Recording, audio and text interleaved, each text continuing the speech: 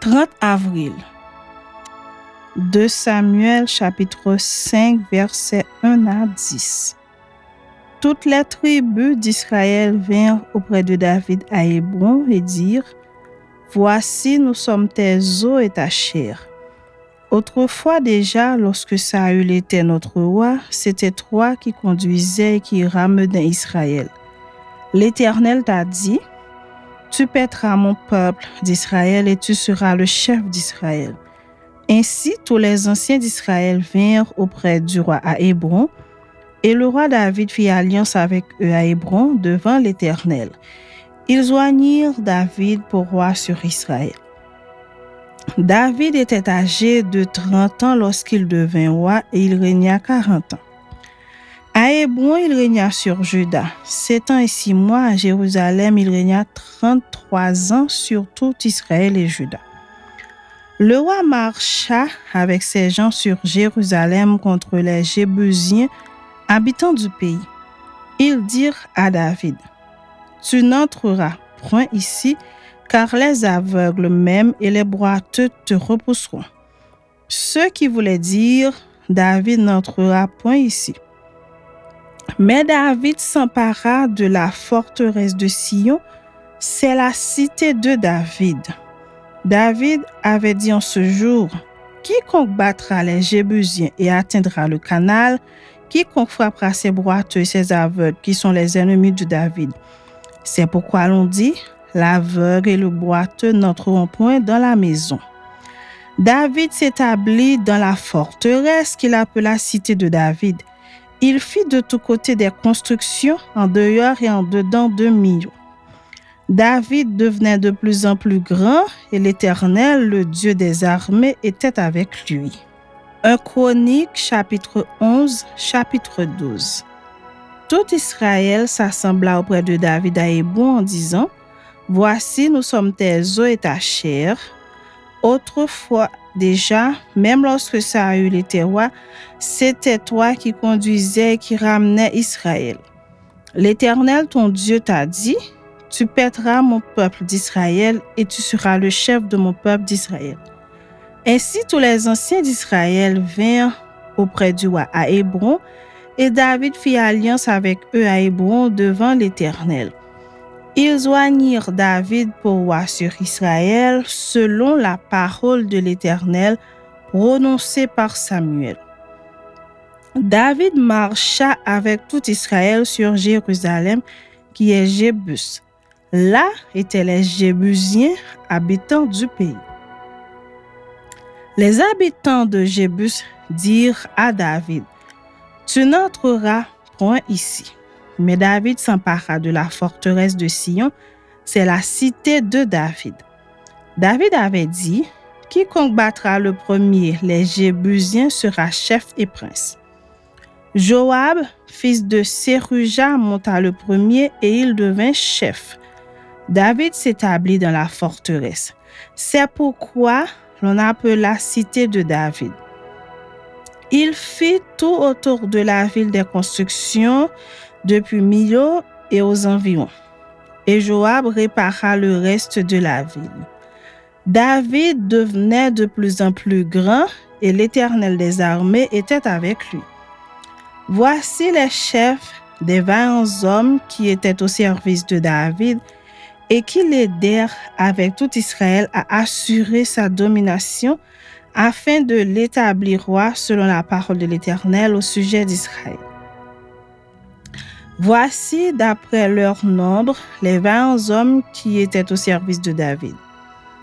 Jashobéam, fils de Akmoni, l'un des principaux officiers. Il brandit sa lance sur 300 hommes qu'il fit périr en une seule fois. Après lui, Éléazar, fils de Dodo, l'Achoshite, l'un des 3 guerriers. Il était avec David à Padamé, où les Philistins s'étaient rassemblés pour combattre. Il y avait là une pièce de terre remplie d'orge et le peuple fuyait devant les Philistins. Ils se placèrent au milieu du champ, le protégèrent et battirent les Philistins. Et l'Éternel opéra une grande délivrance. 3 des 30 chefs descendirent auprès de David sur le rocher dans la caverne d'Adullam, lorsque le camp des Philistins était dressé dans la vallée des Réphaïm. David était alors dans la forteresse et il y avait un poste de Philistins à Bethléem. David eut un désir et il dit: « Qui me fera boire de l'eau de la citerne qui est à la porte de Bethléem ?» Alors les 3 hommes passèrent au travers du camp des Philistins et puisèrent de l'eau de la citerne qui est à la porte de Bethléem.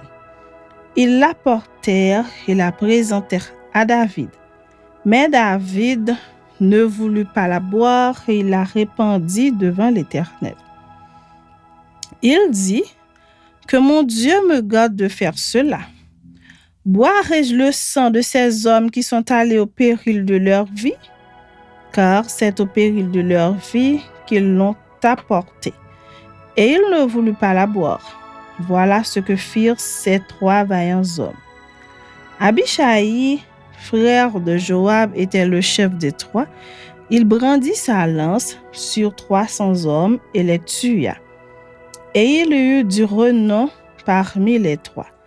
Il était le plus considéré des 3 de la seconde série et il fut leur chef. Mais il n'égala pas les 3 premiers.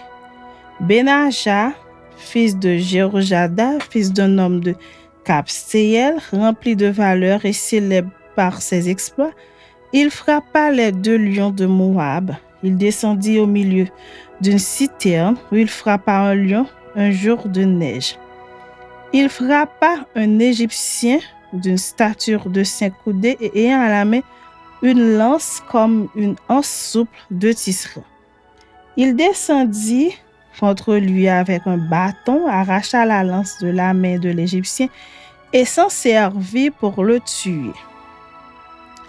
Voilà ce que fit Benaja, fils de Jéhojada. Et il y eut du renom parmi les 3 vaillants hommes. Il était le plus considéré des 30, mais il n'égala pas les 3 premiers. David l'admit dans son conseil secret. Homme vaillant de l'armée, Azaël, frère de Joab, Elkanan, fils de Dodo de Bethléem, Shamoth d'Ahor, Életz de Palon, Ira, fils d'Ikesh de Tekoa, Abiézer d'Anatot, Sibekaï, le Hushatite, Ilaï d'Ashorak, Maharaï de Netopha, Éled, fils de Bana de Netopha, Itaï, fils de Ribaï, de Gibéa des fils de Benjamin, Benaja de Piraton, Uraï de Nakalegash, Abiel d'Araba, Azmavet de Bacharoum, Eliagba de Chalbon, Béné Hachem de Gizon, Jonathan fils de Chagé d'Arar, Akiam fils de Sakar d'Arar, Eliphal fils d'Ur, Épher de Mekera, Achija fils de Palon, Etzro de Carmel, Naharaï fils d'Esbaï, Jorel frère de Nathan, Mipsha fils d'Agri, Sélek l'Ammonite, Nakraï de Béroth, qui portait les armes de Joab, fils de Séruja, Ira de Jéter, Gareb de Jéter, Uri le Hessien, Zabad, fils d'Aklaï, Adina, fils de Shiza, le Rubénite, chef des Rubénites, et 30 avec lui. Anan, fils de Maaka, Josaphat, de Mitni, Ozias, d'Ashtarot, Shama et Jéel, fils de Otam, d'Aroyer. Jédiaël, fils de Shimri, Joka, son frère le Titsite, Eliel de Makavim, Jéribaï de Joshavia, fils d'Elna, Jitma le Moabite, Eliel, Obed et Jaziel, Metsobaja. Chapitre 12. Voici ceux qui se rendent auprès de David à Siklag lorsqu'il était encore éloigné de la présence de Saül, fils de Kis. Il faisait partie des 20 hommes qui lui prêtèrent leur secours pendant la guerre. C'étaient des archers lançant des pierres de la main droite et de la main gauche et tirant des flèches avec le roc. Ils étaient de Benjamin et du nombre des frères de Saül. Le chef Akiézer et Joas, fils de Shema de Gibéa, Jéziel et Pélet, fils d'Azmavet, Beraka, Jéhu d'Anatot, Jishmaéja de Gabaon, vaillant parmi les 30 et chef des 30. Jérémie, Jacaziel, Jokanan, Josabad de Guédéra. Élusaï, Jérimoth, Béalia, Shemaria, Shephatia de Ahof. Elkana, Jishija, Azariel, Joézer et Jashobéam, Koréite. Joéla et Zébadia, fils de Jérocam de Guédor. Parmi les Gadites, des hommes vaillants partirent pour se rendre auprès de David dans la forteresse du désert. Des soldats exercés à la guerre armés du bouclier et de la lance semblables à des lions et aussi promptes que des gazelles sur les montagnes. Ézer, le chef, Abdias, le second, Eliab, le troisième, Mishmana, le quatrième, Jérémie, le cinquième, Ataï, le sixième, Eliel, le septième, Jokanan, le huitième, Elzabad, le neuvième, Jérémie, le dixième, Magbanaï, le onzième. C'étaient des fils de Gad, chefs de l'armée. Un seul, le plus petit, pouvait s'attaquer à 100 hommes et le plus grand à 1000. Voilà ceux qui passèrent le Jourdain au premier mois, lorsqu'il débordait sur toutes ses rives et qui mirent en fuite tous les habitants des vallées à l'Orient et à l'Occident. Il eut aussi des fils de Benjamin et de Juda qui se rendirent auprès de David dans la forteresse. David sortit au-devant d'eux et leur adressa la parole en disant : « Si vous venez à moi dans de bonnes intentions pour me secourir, mon cœur s'unira à vous. Mais si c'est pour me tromper au profit de mes ennemis, quand je ne commets aucune violence, que le Dieu de nos pères le voie et qu'il fasse justice. » Amasaï, l'un des principaux officiers, fut revêtu de l'esprit et dit : « Nous sommes à toi, David, et avec toi, fils d'Isaïe. Paix, paix à toi et paix à ceux qui te secourent, car ton Dieu t'a secouru. » Et David les accueillit et les plaça parmi les chefs de la troupe. Des hommes de Manassé se joignirent à David lorsqu'il alla faire la guerre à Saül avec les Philistins. Mais ils ne furent pas en aide aux Philistins, car après s'être consultés, les princes des Philistins renvoyèrent David en disant : « Il passerait du côté de son maître Saül au péril de nos têtes. » Quand il retourna à Siklag, voici ceux de Manassé qui se joignirent à lui. Adnak, Josabad, Jédiaël, Mikaël, Josabad, Elihu et Siltaï, chefs des milliers de Manassé. Ils prêtèrent leur secours à David contre la troupe des pillards amalékites, car ils étaient tous de vaillants hommes et ils furent chefs dans l'armée.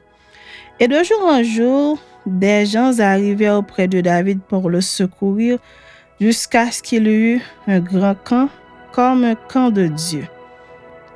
Voici le nombre des hommes armés pour la guerre qui se rendirent auprès de David à Hébron, afin de lui transférer la royauté de Saül selon l'ordre de l'Éternel. Fils de Juda, portant le bouclier et la lance, 6800 armés pour la guerre. Des fils de Siméon, hommes vaillants à la guerre, 7100. Des fils de Lévi, 4600. Et Jéhojada, prince d'Aaron, et avec lui 3700. Et Sadoc, vaillant jeune homme, et la maison de son père, 22 chefs. Des fils de Benjamin, frères de Saül, 3000, car jusqu'alors la plus grande partie d'entre eux était restée fidèle à la maison de Saül. Des fils d'Éphraïm, 20 800 hommes vaillants, gens de renom d'après les maisons de leur père. De la demi-tribu de Manassé, 18 000 qui furent nominativement désignés pour aller établir roi David. Des fils d'Issachar, ayant l'intelligence des temps pour savoir ce que devait faire Israël, 200 chefs et tous leurs frères sous leurs ordres. De Zabulon, 50 000 en état d'aller à l'armée, munis pour le combat de toutes les armes de guerre et prêts à livrer bataille d'un cœur résolu. De Nephtali, 1000 chefs et avec eux 37 000 portant le bouclier et la lance. Des Danites armés pour la guerre, 28 600. D'Azer en état d'aller à l'armée et prêts à combattre, 40 000. Et de l'autre côté du Jourdain, des Rubénites, des Gadites et de la demi-tribu de Manassé, avec toutes les armes de guerre, 120 000. Tous ces hommes, gens de guerre, prêts à combattre, arrivèrent à Hébron en sincérité de cœur pour établir David roi sur tout Israël, et tout le reste d'Israël était également unanime pour faire régner David. Ils furent là 3 jours avec David, mangeant et buvant, car leurs frères leur avaient préparé des vivres. Et même ceux qui habitaient près d'eux, jusqu'à Issachar, à Zabulon et à Nephtali, apportaient des aliments sur des ânes, sur des chameaux, sur des mulets et sur des bœufs, des mets de farine, des masses de figues sèches et de raisins secs, du vin, de l'huile, des bœufs et des brebis en abondance, car Israël était dans la joie.